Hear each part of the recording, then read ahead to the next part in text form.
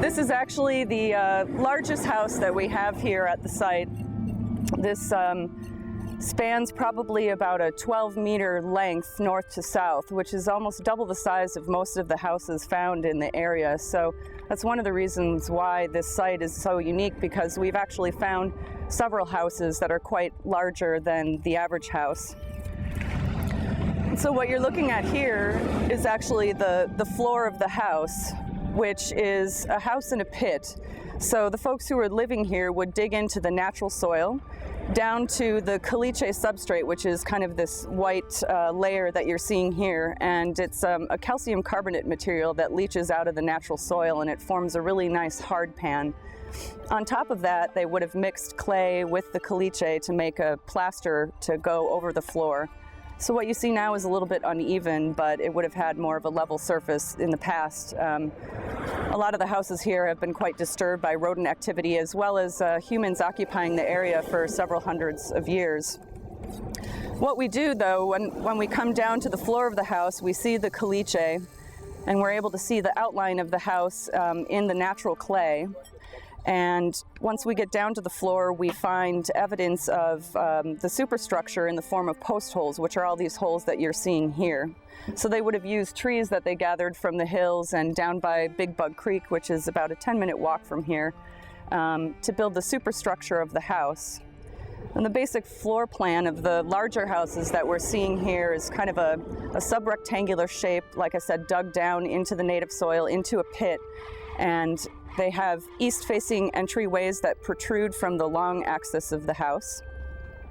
And then the post holes typically follow the perimeter of the house, as well as within the interior we'll have 2 to 4 main support poles within the interior of the house. And so then those would have had cross beams and thatch put on top of it, and then all of that would have been covered with an adobe-like material. Another interesting feature of the Antler House village, in addition to the very large houses that we're finding, is a proclivity for reusing the same pits. So several houses have been built on top of prior houses, and you can see a little bit of that here in this line of post holes and this floor groove that's intruding into the larger house here. So what we think that might be is one of two things.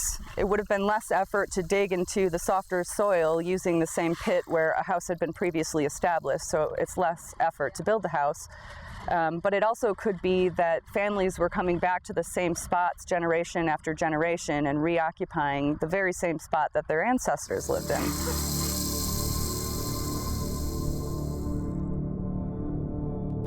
We're not really finding a lot of artifacts on the floors of the houses themselves, which indicates to us that people actually took the time to clear out their house and pack up before they moved on to another spot. So although the majority of the artifacts that we're finding indicate most of the people who are living here belong to the Hohokam culture, we also have evidence that they were interacting with other groups from the north and from the east. We may never know the answers to all the mysteries of the Antler House village, but ADOT's archaeology team will make their best interpretation of what happened on this site more than 1,200 years ago. It could have been a time of flooding and uncontrollable weather down in the valley, and so resources were being exhausted, and up here the climate would have been a little bit cooler, and with access to permanent water along Big Bug Creek, and there's a spring known in the area. There's nice alluvial floodplains there that make arable soil good for farming, so folks were probably able to produce a lot more food and able to sustain themselves here. So that could have been one of the reasons why they migrated up here. It's another reason why the folks could have come up here is that they could have been kind of liaisons between groups to the south and other groups to the north and to the east. So they could have been part of that shell trade, because those bracelets are found in areas further north of here. We haven't found any evidence of the manufacture of those shell bracelets here, but we have found quite a few of them in all of our features. So that might have been one material. Or they could have been trading with folks to the north and bringing obsidian down, which was a very fine lithic material that they would use to make their projectile points and other stone tools. ADOT and EcoPlan intentionally hired several Native Americans to staff their archaeology team. Now the team shifts its work to their laboratory in Mesa, Arizona, to uncover more clues, utilizing processes like radiocarbon dating to determine if, in fact, these were the ancestors of the Hohokam tribe that traveled what is now the Interstate 17 corridor for hundreds of years in search of food and trade with other tribes. Near the conclusion of their investigation, they will display, in Charlotte Hall Museum in Prescott, many artifacts from the 1 metric ton that was taken to the Mesa lab.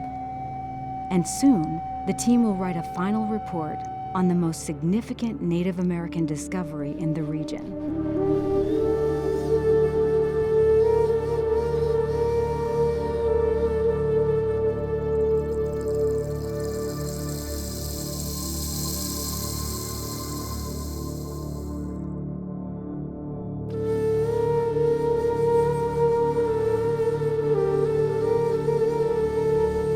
It was a great opportunity for me to come up here and to be able to see a village site of this size. And it's really something that you kind of feel blessed to be able to work on because it is such a unique site. Because the site was occupied for just one period in the cultural chronology during the Gila Butte phase, which is actually fairly early. And there aren't a lot of village sites from that time period that have been as thoroughly investigated as this, and especially of this size. It has the potential to contribute a lot of knowledge to the archaeological record, not just regionally here in the Prescott area, but the Hohokam cultural chronology overall. So that's really exciting to be able to be a part of that.